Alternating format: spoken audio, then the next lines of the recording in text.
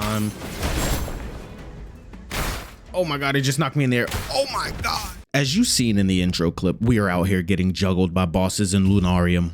Lunarium is a single-player, isometric, hand-drawn action RPG that combines challenging combat, exploration, and story-driven progression. The game places a strong emphasis on atmospheric world-building, precise combat mechanics, and the relationship between its two protagonists, Ave and Lune. The game was developed by Lunarium Game Studio. It is the studio's debut commercial title, and it was developed as an indie project with a heavy focus on handcrafted artwork and gameplay. The world of Lunarium is dying. The light of the stars, which sustains life across multiple interconnected worlds, is fading. As civilizations collapse and ancient kingdoms fall into ruin, two young women become humanity's last hope. So the first of the two is Ave, a nimble, light-armored knight specializing in sword combat. I would say her fighting style is simple but very sturdy and precise. Then you have Lune, a mysterious starfarer whose magical abilities support Ave in battle.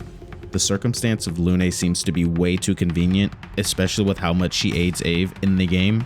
Together they travel through forgotten temples, abandoned cities, forests, and other decaying lands to recover the lost light of the stars, uncover the history of their world, and discover truths about themselves. The narrative mixes personal character development with larger cosmic mysteries. I want to let it be known that there is little to no voice dialogue. The conversations between Lune and Ave are all text scripts that need to be read if you want to follow along with the story and lore. So if reading isn't your strong suit, I would probably avoid this game. All jokes aside, the real reason you would even play this game is because of the gameplay, right? You want to have fun. So the combat is definitely the main focus of Lunarium.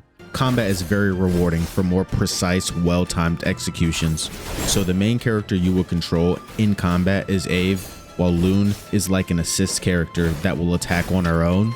There are special mechanics that will allow the player to synergize between Ave and Lune, which can trigger explosive combos. While Ave is the close quarters melee focused character, Lune sits in the back line with her enchanted bow chipping away the enemies Ave is focused on. Key mechanics include perfect dodges with Sekiro-inspired parries, swift sword combat utilizing guard break and stagger systems like Poise from Sekiro, and finally you have magical support from Lune and very simplistic build customization options through skills and equipment. The game wants you to master enemy attack patterns rather than overpowering enemies like in the hack and slash counterparts. Consistently executing parries will fill the enemy's stagger meter, which will allow Lune to break the defenses, opening them up for absolute destruction. Briefly touching on character progression, instead of locking players into one playstyle, Lunarium offers several progression systems, including the skill tree, embroidery upgrades, cloaks with unique effects, and equipment customization.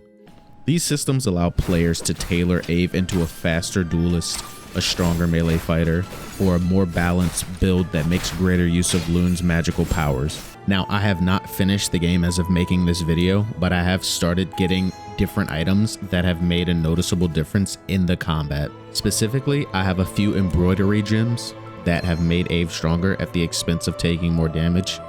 One thing I always say about any game where you can take damage is, if you don't get hit, you can't die. Lunarium features interconnected levels inspired by classic action-adventure games. The player can look to explore ancient temples, of course, because they're a staple in almost every adventure-like RPG. Fallen kingdoms, overgrown forests, and forgotten ruins are all staples of the fantasy action-adventure type RPG experience.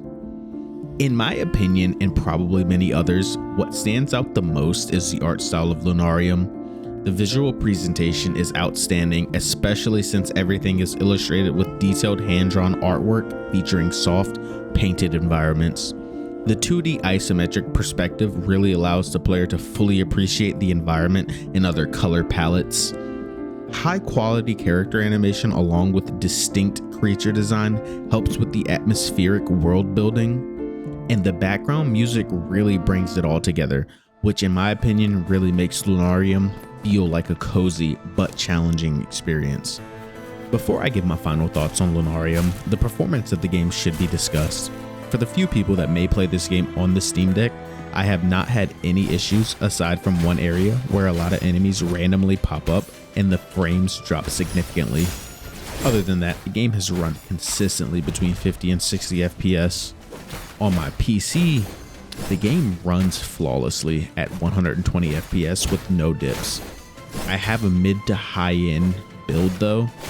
My PC specs are AMD RX 7800 XT GPU with a Ryzen 7 7800X 3D CPU with CO30 DDR5 6000 MHz RAM. My monitor supports up to 240 refresh rate, but I only utilize that much FPS when I'm playing competitive games. In conclusion, Lunarium is a game likely to appeal players who enjoy atmospheric fantasy worlds, challenging but fair combat with Souls-like mechanics that are not overwhelmingly punishing, character-driven stories that reward exploration with hidden secrets, and finally beautiful hand-drawn art. If you enjoy games such as Tunic Death's Door, Hades, Hyper Light Drifter, or the combat philosophy of Sekiro: Shadows Die Twice, Lunarium is designed to deliver a similarly rewarding blend of exploration and skill-based action. If you enjoyed the video, don't forget to like, comment, and subscribe for more content like this. I usually upload multiple videos every week. Look forward to hearing from you in the comments below.